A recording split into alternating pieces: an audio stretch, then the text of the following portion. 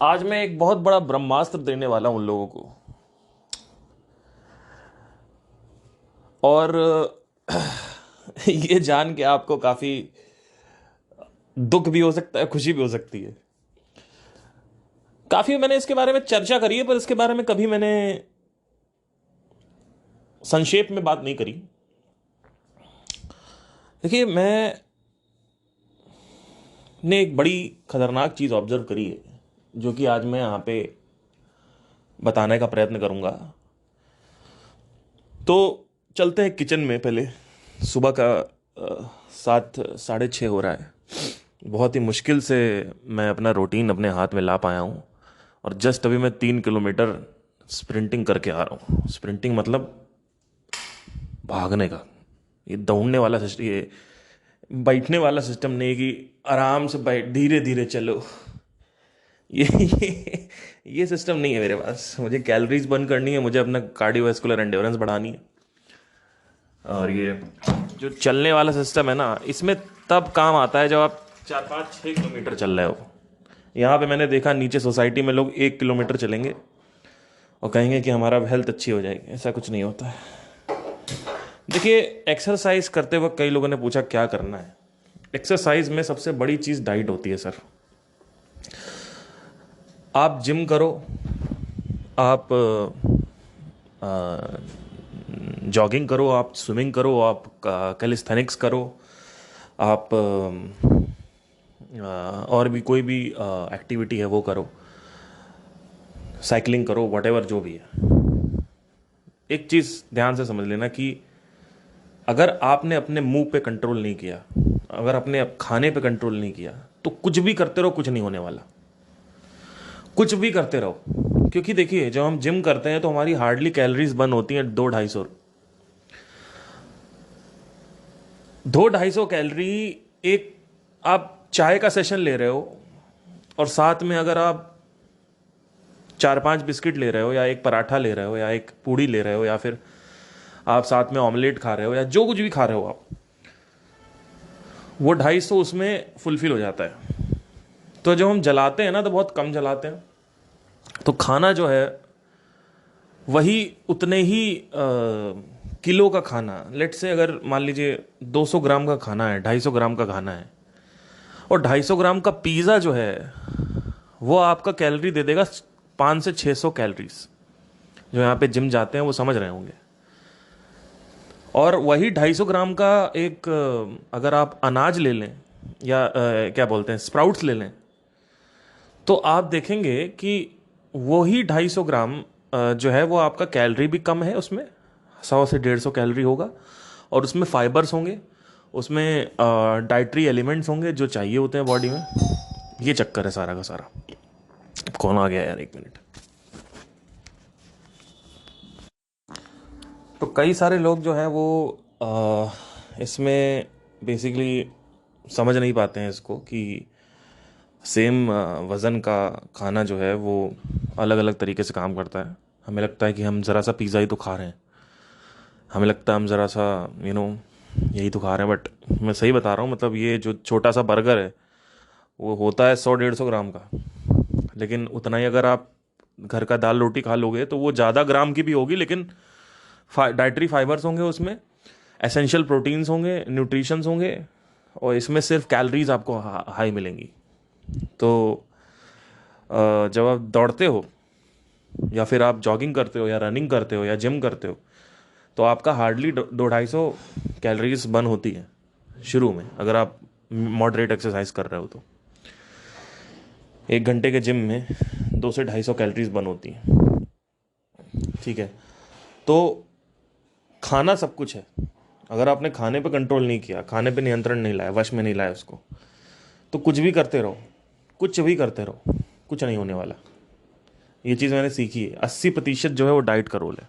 तो अब खाना क्या खाना है? घर का खाना खाओ, बाहर का अवॉइड करो।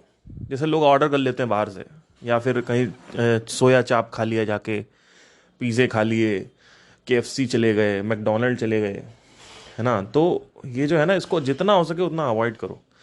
एक और चीज़ भी है कि एक बार आपने अगर मैगी खा ली, तो फिर आपका अगले दिन सेम टाइम पे अच्छा खाना खाने का मन नहीं करेगा। ये भी बहुत, इसको लॉ ऑफ मोमेंटम बोलते हैं। लॉ ऑफ मोमेंटम ये कहता है कि एनर्जी जिस दिशा में भाग रही होती है उसी दिशा में एनर्जी भागने का प्रयत्न करती है वापस, उसको घुमाना मुश्किल हो जाता है। तो आपने एक फ्लो बना दिया मैगी का, अब वो फ्लो टूटेगा नहीं। फास्ट फूड का फ्लो जो है वो टूटेगा नहीं आपका। तो एक बार नहीं खाना होता इसमें, एक बार आपने खाया तो आपने एक एनर्जी का फ्लो डिसरप्ट किया है। अभी तक आप विटामिन खा रहे थे, आप एसेंशियल न्यूट्रिशंस अच्छी डाइट ले रहे थे, घर का खाना खा रहे थे, लेकिन उसके बाद क्या किया आपने?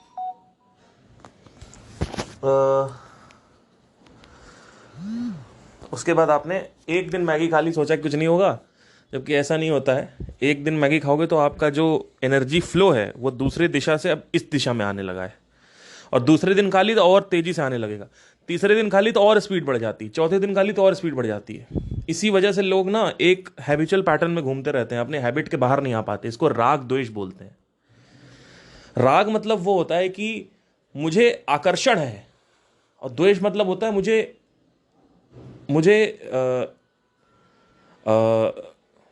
द्वेष कह सकते हैं कि मुझे आकर्षण है, और मुझे आसक्ति। आकर्षण का उल्टा क्या होता है? विपर्षण, पता नहीं, जो भी है तो आकर्षण का उल्टा होता है, ठीक है।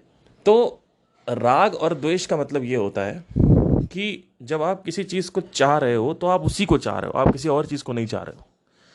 जैसे आपने कई बार ये डायलॉग सुना होगा कि वो मेरी बंदी है और वो स्पेशल थी, मुझे वही चाहिए, मुझे वही चाहिए, मुझे उसके जैसा कोई चाहिए, मुझे उसकी बॉडी की स्मेल पसंद है। अब तुम्हारी बॉडी की स्मेल कुछ कोई और बॉडी की स्मेल है। मुझे तुम्हारे शरीर की गंध पसंद है, पर तुम दूसरी गंध आती है। तुम्हारा जो भी तुम्हारी हरकतें थी, तुम्हारी बातें थी, वो नया बंदा नहीं देता है। नया बंदा कभी नहीं दे पाएगा वो चीज़। जब मेरा ब्रेकअप हुआ था तो 1-1.5 साल तक मेरी क्रेविंग रही थी उस लड़की की आदतों के लिए, जैसे कि जिस तरीके से वो मुझे ट्रीट करती थी, जिस तरीके से वो मुझसे बातें करती थी, जिस तरीके से वो मेरे साथ शारीरिक कह सकते हैं कि संभावनाएं पैदा करती थी, है ना। तो वो सब कुछ आदत पड़ा हुआ था कि उसके हाथ, उसके छोटे छोटे हाथ, उसके उसके उसके लिप्स थोड़े ये थे, ये सब याद आता था। जब the way she used to be on the bed, the way she used to be on this and that, तो एक फ्लो बन जाता है। और जब ये फ्लो बनता है तो इस फ्लो को आप डिसरप्ट नहीं कर सकते। अब फिर होता क्या, नई लड़की आती है। अब वो नई लड़की वो सब नहीं दे पाएगी जो वो दे, क्योंकि यहाँ पे ये भौतिकता में काम करता है। ये जगत जो है ये भिन्नता में काम करता है। इसी वजह से यहाँ पे लोग कंफ्यूज्ड हैं, इसी वजह से अद्वैत को लोग फॉलो नहीं करते, इसी वजह से अद्वैत को लोग समझ नहीं पा रहे हैं अद्वैत क्या कहना चाहता है, ठीक है। तो एक्सक्यूज मी,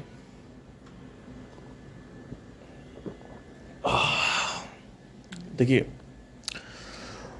अद्वैत जगत में जहाँ पे अद्वैत है, वहाँ पे जहाँ पे at the level of sound of silence या अनंत ध्वनि, भिन्नता नहीं है, एक्टिविटी नहीं है, मोमेंटम नहीं, कुछ है ही नहीं। आप देखोगे जो भी रूल्स एंड रेगुलेशंस हैं, इतने मैंने बताए हैं यूनिवर्स के, जितने भी नियम कानून मैंने बताए हैं, अगर आप ध्यान से देखेंगे तो आपको समझ में आएगा कि वो नियम कानून साउंड ऑफ साइलेंस के लेवल पे नहीं है। वो एक जैसी है। इस जगत में कोई एक जैसा नहीं रहता है। वो एक जैसी टी, इस जगत में कोई एक जैसा नहीं रहता। इस जगत में सब कुछ बदलता रहता है। ध्यान से देखो, जुपिटर को, घूम रहा है, अंदर उसके स्टॉर्मिंग चल रही है, तूफान चल रहा है। ध्यान से देखो सैटर्न को, अंदर उसकी एक्टिविटी चल रही है। ध्यान से देखो सूरज को, हर समय कुछ ना कुछ होता रहता है। अपने आप को देखो, अपने शरीर में देखो, माइक्रोस्कोपिक लेवल पे अगर देखोगे, हर समय कुछ ना कुछ होता रहता है। अपने मन को देखो, तुम्हारा मन हर समय कुछ ना कुछ प्रक्रिया करता रहता है। तो ये प्रक्रियाओं का देश है। ये जो जगत है ये प्रक्रियाओं का जगत है। पर जो अनंत ध्वनि है वहाँ पे कोई प्रक्रिया नहीं है, वहाँ पे लॉ ऑफ एक्टिविटी अप्लाइड नहीं। ये लॉ ऑफ एक्टिविटी के बारे में क्वेश्चनिंग सेशन में बात करी थी संदीप महेश्वरी जी से, लेकिन उन्होंने डिस्कार्ड कर दिया, अपनी बातें करने लगे। खैर, उसी दिन मैंने सोच लिया था, जिस दिन मैं निकला था क्वेश्चनिंग सेशन से, उस दिन मैंने सोच लिया था अपना खुद का चैनल खड़ा करूँगा, चाहे कैसे भी हो चाहे। और आज इसी के बारे में बात करने वाला हूँ आपसे। आज मैं कुछ ऐसा बताने वाला हूँ जो बहुत ही इम्पॉर्टेंट है समझना। जो समझ गया इसको, वो सिर्फ भौतिक जगत में सक्सेसफुल नहीं हो सकता, वो आध्यात्मिक जगत में भी सक्सेसफुल हो सकता है। मेरी बात ध्यान से सुनिएगा। ये जगत भिन्नता पे काम करता है। अगर आप हर तरफ देखोगे तो भिन्नता है। भिन्नता का मतलब होता है डिफरेंशिएटिंग की फैक्टर। हर एक चीज एक दूसरे से भिन्न है। भौतिक का मतलब ही भिन्नता है।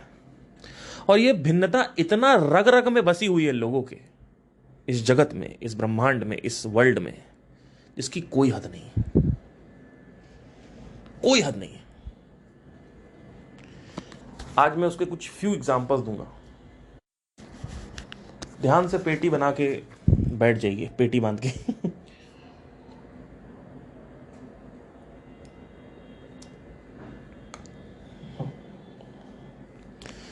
और वो कौन कौन सी रगें हैं जिसमें ये समाया हुआ है भिन्नता, उसको देखेंगे। एक तो मैंने आपको एग्जांपल दिया, जब ब्रेकअप हो जाता है तो उसकी आदत हो जाती है, और फिर हमें वही लड़की चाहिए होती, वो स्पेशल थी, वो स्पेशल थी, वो स्पेशल थी, वो नहीं, उसका ब्लो जॉब देने का स्टाइल अलग था, उसका किस करने का स्टाइल अलग था, उसका मेरे को कैरेस करने का स्टाइल अलग था। आप अगर देखते जाओगे तो आपको हर चीज़ की आदत पड़ जाएगी। और ये तब होता है जो आप किसी से बहुत घनत्व प्यार करते हो, उसके बाद वो आपको छोड़ दे, फिर आपको वो वही बंदा चाहिए। अब नई बंदी आएगी तो उसके अपने अलग स्टाइल होती है, हर चीज़ में बात अलग से करेगी, वो सेक्सुअली अलग से वो बिहेव करेगी, ठीक है। तो जो लोग अभी समझ नहीं पा रहे हैं, वो एक बार जो जा चुका है वो तो समझ गया होगा, जो नहीं गया अभी वो नहीं समझ पाएगा उसको समझने में, क्योंकि उसके अंदर क्वेश्चन आएगा, अरे ब्लो जॉब तो सब एक ही जैसे देते हैं, ऐसा नहीं है। किस तो सब एक ही जैसे करते हैं, ऐसा नहीं है। Everybody has, if you go into that ना, you will understand that there you can not describe it. Like if I want to give the detail, that is not appropriate actually, कि इतना पर्सनल में जाऊं। लेकिन दूसरी चीज, जो बंदे गए हुए हैं वो समझ में आ गया होगा उनको कि यार इसका नो इस ढंग अलग था हर चीज में, और उसकी आदत हमें पड़ जाती है। तो हर तरफ भिन्नता काम कर रही है। अगर आप किसी भी पेड़ पौधे को देखेंगे तो वो हर एक पेड़ पौधा अपने आप से भिन्न है, अलग है। अगर आप किसी भी जानवर को देखेंगे तो उसकी फंक्शनैलिटी और उसका स्ट्रक्चर दोनों अलग है। एक टाइगर का स्ट्रक्चर अलग है, एक लायन का स्ट्रक्चर अलग है। दोनों ही कैट फैमिली से हैं, बिग कैट फैमिली से। लेकिन अगर आप ध्यान से देखेंगे तो आपको समझ में आएगा कि कितना की फैक्टर डिफरेंशिएशन है इसमें। जैसे टाइगर अकेले शिकार करता है, और शेर शिकार करता ही नहीं, शेरनी शिकार करती है। टाइगर अकेले रहता है, शेर झुंड में रहता है, फैमिली पर्सन है। डाइट दोनों की सेम है, लेकिन देखिए उसके अंदर कुछ ऐसे बिहेवियर्स होंगे, कुछ ऐसा स्ट्रक्चर फंक्शनैलिटी होगी जो अलग होगी। तो अब इससे कंफ्यूजन क्रिएट होता है। मेरा डीएनए आपका डीएनए अलग है, मेरा फिंगरप्रिंट आपका फिंगरप्रिंट अलग है, मेरी आवाज आपकी आवाज से अलग है, मेरी राइटिंग आपकी राइटिंग से अलग है, ठीक है। मेरा चलने का टर्न, गेट पैटर्न बोलते हैं उसको, वो मेरा आपका अलग है, मेरा अलग है, आपका अलग है। तो इतना बड़ा कंफ्यूजन क्रिएट हो जाता है, इतना बड़ा कंफ्यूजन क्रिएट हो जाता है, इसकी कोई हद नहीं है, कोई सीमा नहीं है। अब यहां पे एक ऐसे इंसान को जो ये मान चुका है कि सब कोई डिफरेंट है, there are multiple levels of, मतलब मल्टीपल काइंड्स ऑफ कॉन्शियसनेस। आपकी कॉन्शियसनेस अलग है, मेरी कॉन्शियसनेस अलग है, मेरा शरीर अलग है, क्योंकि शरीर अलग है तो कॉन्शियसनेस भी अलग होनी चाहिए ऑब्वियसली। तो हम क्या करते हैं, हम भौतिक को उठा के आध्यात्मिक जगत पे डाल देते हैं। अब भौतिक जगत जो है वो बेसिकली उसकी क्वालिटीज अलग है, वो क्वालिटीज आध्यात्मिक जगत पे काम नहीं करती। इसीलिए क्वांटम रेल्म, क्वांटम फिजिक्स अगर आप पढ़ेंगे तो उसके जो नियम कानून है वो अलग तरीके से काम करते हैं। जैसे कि क्वांटम रेल्म में ऐसा बोला जाता है, क्वांटम इंटैंगलमेंट क्या कहती है कि अगर एक आदमी पृथ्वी पे मौजूद है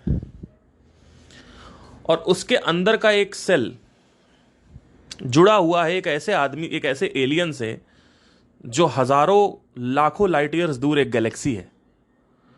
अगर ये दोनों आपस में इंटैंगल्ड हैं, जैसे मैं पृथ्वी पे हूं और आप एक दूसरे गैलेक्सी में हो लाखों करोड़ों लाइट ईयर्स दूर, तो जैसे ही मुझे मारेंगे थप्पड़, आपको थप्पड़ लगेगा। अब ये शरीर में नहीं है, ये क्वांटम लेवल पे है, शारीरिक लेवल पे नहीं है। मतलब क्या, अगर आप जूम इन करते जाओगे तो बहुत सूक्ष्म लेवल जो है वो आपस में इंटैंगल्ड है। मतलब ये जो क्वांटम इंटैंगलमेंट है, ये कहता है कि जो एटम्स हैं मेरे शरीर में और आपके शरीर में, अगर ये दोनों जुड़े हुए हैं तो अगर इस एटम में एक्टिविटी करेंगे तो आपके एटम में भी एक्टिविटी होगी। ये बहुत खतरनाक चीज़ है जो कि आपको समझ में आना चाहिए कि one of the most amazing चीज़ है ये, जो अभी सिद्ध भी हो गई है लास्ट ईयर। इसको आइंस्टाइन ने खारिज कर दिया था। आइंस्टाइन ने ये कह दिया था कि क्वांटम एंटेंगलमेंट पॉसिबल नहीं है, लेकिन अब वो सिद्ध हो गया 1-2 साल पहले। तो या सिद्ध नहीं हुआ है, कह सकते थ्योरी आई है। अब जैसे बिग बैंग थ्योरी है, स्ट्रिंग थ्योरी है, सिद्ध तो क्या करोगे आप, सिद्ध कैसे कर दोगे? मतलब सिद्ध करने का अभी सवाल ही नहीं हो सकता। तो जो लोग क्वांटम एंटेंगलमेंट नहीं जानते उसको पढ़ना चाहिए आपको। गूगल पे टाइप करेंगे, आपको चैट जीपीटी से आप क्वेश्चन पूछ सकते हो। तो क्वांटम लेवल पे जो भिन्नता है वो काम नहीं कर रही है। भौतिक जगत के जो नियम कानून है वो क्वांटम लेवल पे काम नहीं करते हैं। और हम क्या करते हैं, हम कहते हैं कि भैया अगर सब कुछ अलग अलग है तो मेरी आत्मा भी आपकी आत्मा से अलग अलग है। तो ये बहुत बड़ा कंफ्यूजन है। पर आज का पॉडकास्ट इस पे नहीं, आज का पॉडकास्ट और घनत्व हो जाएगा। देखिए मेरी बात ध्यान से सुनिएगा, ये बहुत ज़रूरी चीज़ मैं बोलने जा रहा हूँ। संदीप महेश्वरी है 10-12 साल पहले, नया गुरु, नया आया, सबको मोटिवेशन की आग थी, मज़ा आता था लोगों को सुन के। आज मोटिवेशन के नाम पे लोग गालियां बकते हैं, कहते हैं भैया ये बंद करो, इससे कुछ नहीं हो, सब बोर हो गए मोटिवेशन से। तू कर सकता है, तेरे अंदर दम है,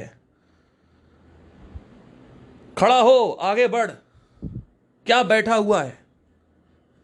तो ये सबसे लोगों को फर्क पड़ना बंद हो गया, तो क्या है बकवास।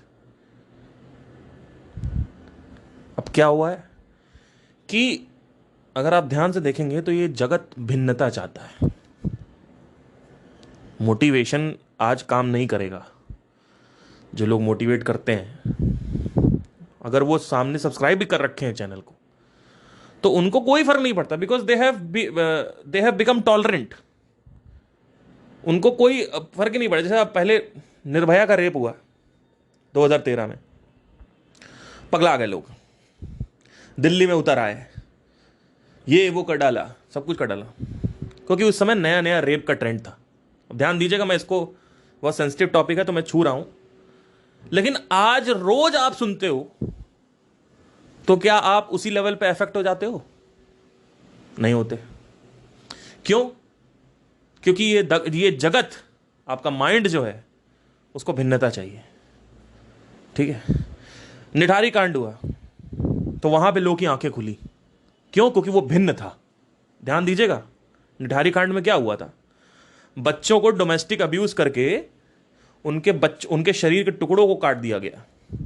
अभी रिसेंटली दिल्ली में हुआ था ये, एक कोई श्रद्धा करके लड़की थी, उसके बॉयफ्रेंड ने, आपने सुना ही होगा कि बहुत सारे टुकड़े कर दिए, 250-300 टुकड़े। अब ये टुकड़े होते क्यों हैं, पहले इसको भी समझना जरूरी है। जब आप किसी का खून करते हो तो टुकड़े करने से क्या होता है कि आप शरीर को बाहर ले जाके डिस्कार्ड कर सकते हो, धीरे धीरे धीरे धीरे धीरे धीरे। उससे क्या होता है, आप पकड़ नहीं पाओगे। ये कोई साइकोटिक सिम्टम नहीं है, ये स्ट्रैटेजी होती है। जैसे आपने किसी का खून किया, लेट से, अब ये कोई टिप नहीं है, ठीक है, मैं थोड़ा, चलो इसको छोड़ रहना दो मैं कुछ ज़्यादा ही डीप चला जाता हूँ, है ना रहने दो, ये कुछ ज़्यादा ही हो जाएगा। लोग कहेंगे कि भैया आप तो मर्डर की टिप दे रहे हो बट ये मैं नहीं कह रहा हूँ, ये मैंने पढ़ा था इसके बारे में एक्चुअली, कि ऐसा क्यों करते हैं मर्डरर्स। तो मैं इसमें कुछ नहीं कह रहा हूँ, ठीक है, नहीं तो पता चला आप रिपोर्ट कर दो यूट्यूब को या स्पॉटिफाई को कि भैया ही इज़ गिविंग मर्डर की tips. not like that. Anyway, so we need to understand this, that people were enlightened, people were, wide eyes opened, उनकी आंखें खुली खुली रह गई, उनका अटेंशन खींच लिया. तो अटेंशन खींचने के लिए, अब ध्यान दीजिएगा, बहुत बहुत तगड़ा पॉइंट आ रहा है. अटेंशन खींचने के लिए आपको भिन्नता चाहिए. हाँ, ये क्या मर्डर है, नॉर्मल मर्डर नहीं, कुछ ऐसा मर्डर दिखाओ जिसमें आदमी पगला जाए. अभी श्रद्धा वाले केसेस होते रहेंगे तो 10 साल बाद लोग इससे भी टॉलरेंट हो जाएंगे. हाँ, वो तो होता ही रहता, अपने काम में व्यस्त रहेंगे. जब ये चीज मैंने सुनी थी तो मैं 2-3 दिन तक अफेक्टेड था, क्योंकि ये नया था. आप देख रहे हो किस घनत्वता के लेवल पर ये घुसा हुआ है अंदर. इस जगत में आपका मन है. आपका मन जो है वो आध्यात्मिक भाग नहीं है, अध्यात्म का भाग नहीं है. आपका मन भौतिक का भाग है, क्योंकि मन भौतिक जगत में है. इसीलिए मन को क्वेश्चन नहीं करते लोग कि आप लोग, आपका मन है, कहेंगे हाँ है, क्यों नहीं. मन के लिए कोई अद्वैत वेदांत नहीं पढ़ता कि मन है कि नहीं, आत्मा है कि नहीं, उसके लिए पढ़ते हैं लोग. तो मन जो है, आप ध्यान देंगे, अगर बहुत ध्यान से सुनिएगा, मन को भिन्नता चाहिए, डिफरेंशिएटिंग की फैक्टर चाहिए, उसको कुछ अलग चाहिए, नया चाहिए, कुछ नया चैलेंजिंग चाहिए. आप देखोगे तो वो अटेंशन देता है. ठीक है, जैसे मैंने गर्लफ्रेंड का एग्जांपल दिया आपने, तो आप देखेंगे कि उसको वो अभ्यस्त हो गया था. जब मैं अपनी गर्लफ्रेंड के साथ था तो मैं उसके साथ इतना समय टाइम नहीं बिता पाया कि मैं उस नशे से बाहर आ पाऊं. वो नशा क्या है? शरीर का नशा. वो नशा क्या है? मानसिक नशा. मानसिक नशा क्या होता है? सपोर्ट करने का, एक दूसरे को सपोर्ट करने का, बाबू बाबू बुलाने का, ओ बोबू यो बोबू एक करने का. क्योंकि मेरा रिलेशनशिप 1-2 साल चला था, ज्यादा नहीं चला था, तो मैं अभ्यस्त था. उस मोमेंट पर उसने ब्रेकअप कर दिया, तो अब क्या हुआ? मैं अभ्यस्त रहा. ठीक है, ओके. तो आप अगर ध्यान से सुनेंगे तो, चलो इसको अभी साइड हटाते हैं, अभी ये गर्लफ्रेंड वाला जो है इसको, क्योंकि ये टॉपिक नया उठ जाएगा कि एनीवे, इसको अभी बाद में करेंगे. तो आप अगर ध्यान से देखेंगे तो हम इस जगत पे भिन्नता काम करती है, और मन जो है उसको भिन्नता चाहिए. अब क्या हुआ? 10 साल पहले महेश्वरी जी आए. आज के टाइम में अगर मैं एक YouTube चैनल खोलता हूं मोटिवेशन के लिए, तो आपको लगता है कोई सब्सक्राइब करेगा? कर सकते हैं लोग, लेकिन वो चीज नहीं बन पाएगी, वो एक छाप नहीं बन पाएगी, वो एक यहां रेगुलर है. ठीक है. तो अब क्या हुआ? आध्यात्मिक जगत में अगर आप देखेंगे तो, आध्यात्मिक जगत में अगर आप देखेंगे तो आप या आध्यात्मिक जॉनर में देखेंगे यूट्यूब में, तो शुरू में आए ये महेश्वरी जी आए 2016 में, अष्टावक्र गीता लेके आए. फिर सदगुरु आए, उनका चैनल ग्रो हुआ. फिर आचार्य प्रशांत आए, उनका चैनल ग्रो होने लगा. ठीक है. अब धीरे धीरे और भी आए. स्वामी प्रभुपदा का चैनल तो है ही है वो. अब उसके बाद फिर रिलीजियस गुरु भी आने लगे. ठीक है.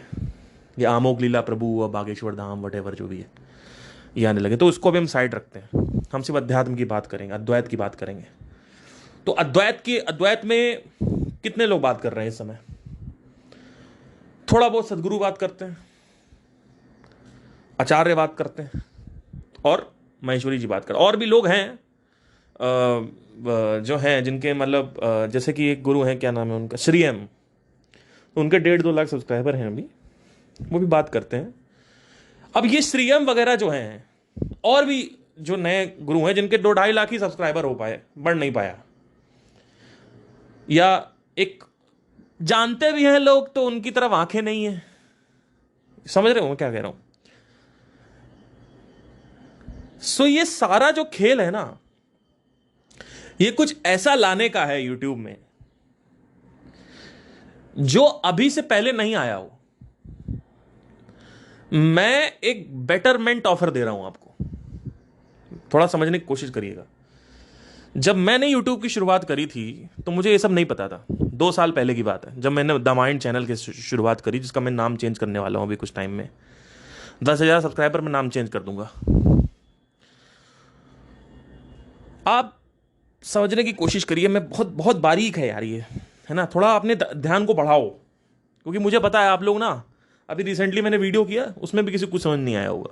आया है, आया है, मैं नहीं कह रहा हूं नहीं आया, आया है, बट उसमें मैं ना इतने मतलब रैपिडली मैंने बात करी है, 5 प्रकार की जो सफरिंग है उसकी बात करी है, और उसमें एक एग्जाम्पल में, 2-2 एग्जाम्पल मैंने खत्म किया उसको। समझ नहीं आएगा इतनी जल्दी किसी को जो मेरे पॉडकास्ट पहले सुन चुके हैं इन सब सफरिंग्स के बारे में, क्योंकि हर एक सफरिंग पे 1-1 घंटे का पॉडकास्ट बनता है, तब जाके वो समझ में आएगा, सिंपल समझाना उसको आसान होगा। तो इसीलिए नीचे लोग के अगर आप देखेंगे ध्यान से, तो अभी अभी मैं इसको प्रिडिक्ट कर देता हूं, 90% चांसेस है कि वो मिस इंटरप्रिटेट कर देंगे लोग उसको। जैसे रिसेंट वीडियो जो मैंने करी थी, जिसपे अभी आचार्य प्रशांत की फोटो लोग, कौन सा वो वीडियो है यार, भूल गया मैं। हाँ, इनको सुनने से कुछ नहीं होगा। तो उसमें अगर आप देखेंगे तो लोग इतना भयंकर भड़के कि उन्होंने मेरी पूरी बात ही नहीं सुनी, और अगर सुनी भी तो उनको समझ नहीं आई। क्यों? क्योंकि अटेंशन ही नहीं। पर एक चीज घुस गई उनके माइंड में, एक चीज उनके माइंड में घुस गई। अब वो क्या घुसी है, उसी के ऊपर मैंने पॉडकास्ट चालू किया है। समझने की कोशिश करो।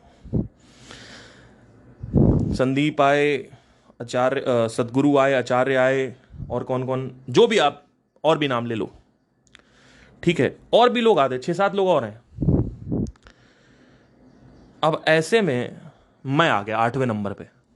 अब मैंने 8वें नंबर पे चालू किया अध्यात्म की जो मेरा जगत है, आध्यात्मिक जो दृष्टि है, मेरी जो दृष्टि है।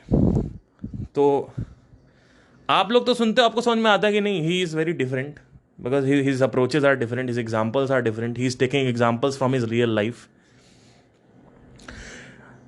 So there is a hint of differentiation with me, but still the people who are watching me at the first place,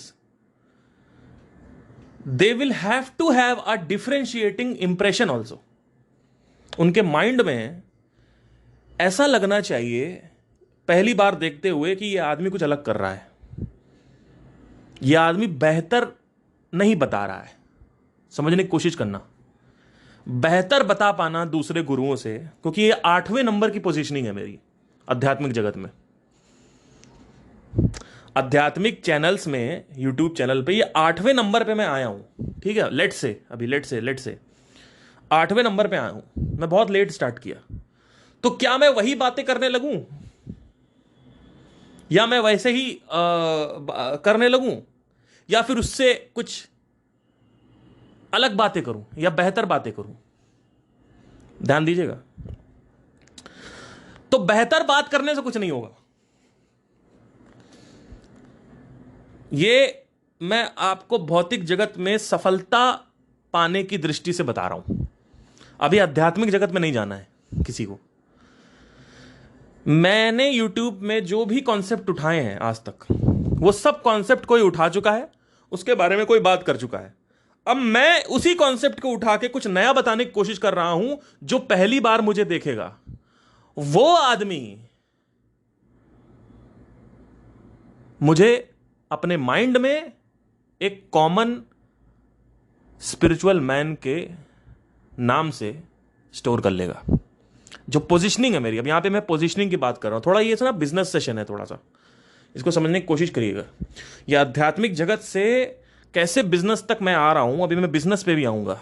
समझने की कोशिश करिएगा, आप हिल जाओगे किस लेवल पे। ये भाई पागल हो जाओगे तुम लोग। जब ये मुझे पता चला था तो आप पागल हो जाओगे, ठीक है। तो पागल, अगर इस वीडियो के अंत तक आप पागल नहीं हुए, पॉडकास्ट के अंत तक, तो मुझे नहीं लगता कि आपको कुछ समझ में आया है। फिर से समझने की कोशिश करो। मैं बेहतर आध्यात्मिक ज्ञान देने से चैनल को ग्रो नहीं कर पाऊंगा। और अगर मैं ग्रो कर भी लिया तो पहुंचेगा 1 लाख, 1.5 लाख, 2 लाख मैक्सिमम। चैनल को ग्रो करने के लिए मेरी जो पोजीशनिंग है वो बिल्कुल डिफरेंट होनी चाहिए। क्योंकि अभी तक क्या हुआ है, ध्यान दीजिएगा, एक गुरु है, उसके सामने लाखों लोग बैठे हुए हैं और वो ज्ञान दे रहा है, हजारों लोग बैठे हुए हैं, वो ज्ञान दे रहा है। ठीक है, समझने की कोशिश करिएगा।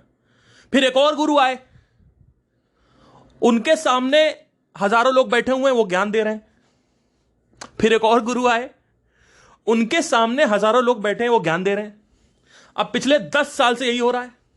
10 साल में एक कैटेगरी होगी ऑडियंस की, इन सब गुरुओं की, जो कहेगी कि I am a die hard fan of Maheshwari, I am a die hard fan of Acharya, I am a die hard fan of Sadhguru. I am taking these 3 examples because these are the 3 pillars. ठीक है, now मैं आ गया, अब मैंने भी यही चालू कर दिया कि मैं भी ज्ञान दे रहा हूं, सेशन दे रहा हूं।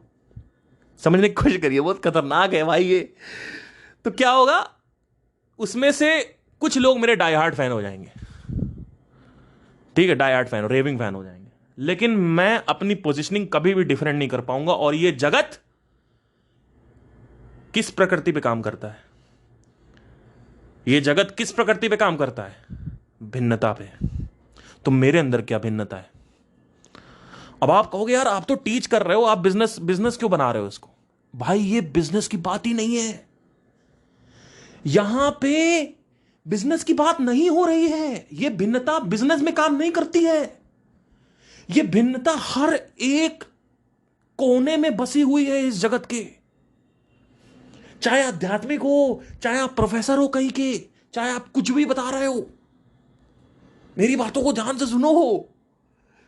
मुझे अगर इस दुनिया में कुछ भी ऐसी इमेज बनानी है या कुछ भी ऐसा लाना है जहां पे मैं एक different kind of mind space acquire करूं लोगों का, तो मुझे अपने कंटेंट को ये सत्संग फॉर्मेट से हटाना होगा। ये जो सत्संग फॉर्मेट है, ये पिछले 10,000 साल से चला आ रहा है। सत्संग फॉर्मेट क्या है? 1000 लोग सामने बैठे हुए हैं, एक गुरु बैठे हुए हैं और वो अपना भाषण दे रहे हैं। 1000 उसमें से 2-3 लोग तो सो ही गए, 100-200 सो गए।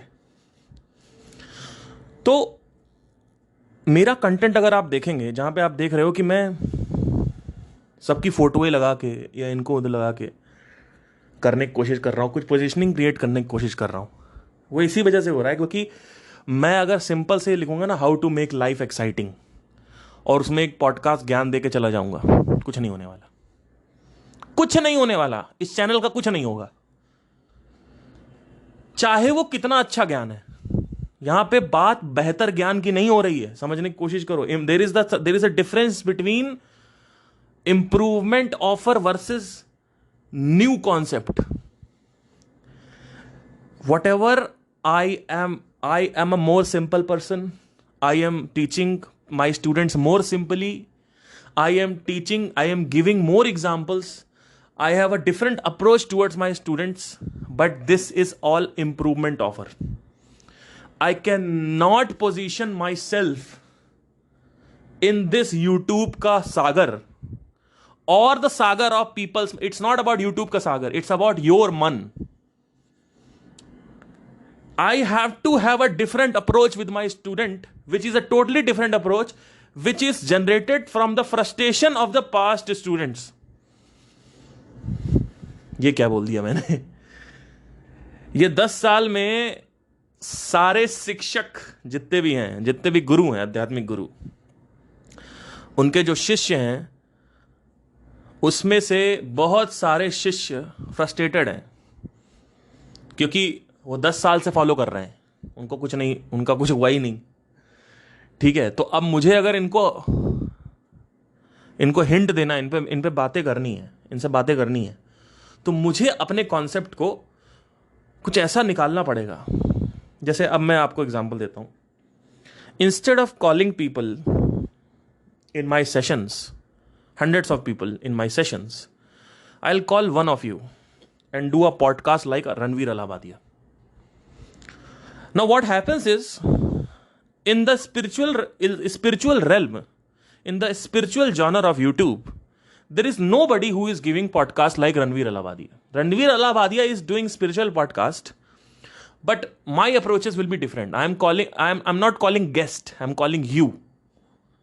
So it's all about how to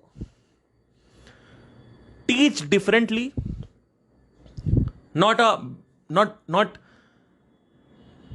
how to teach better.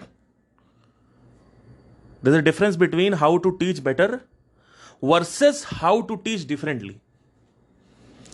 So you need to understand this, that the content, the thumbnail, the title, the content inside the thumbnail, the content inside the YouTube algorithm, YouTube video has to be totally different. The channel has to be a different channel, a different flavor. You cannot just give bhashan and get out. Understand something. It has to be a totally different channel, born out of frustration. Frustration किसकी? जितने भी students आज तक, इन सारे गुरुओं के मिला के हैं. जैसे बहुत सारे मेरे पास मैसेजेस आते हैं सदगुरु को लेके, संदीप को लेके, आचार्य को लेके, कि इन्होंने ये, इन्होंने वो, उन्होंने ये, इन्होंने वो. तो ये क्यों आ रहे हैं भाई? मैं अगर क्वेश्चन करता हूं आपके गुरुओं से, तो कुछ ना कुछ तो आप हर चीज नहीं पकड़ सकते हो. आप कुछ तो आपको करना पड़ेगा.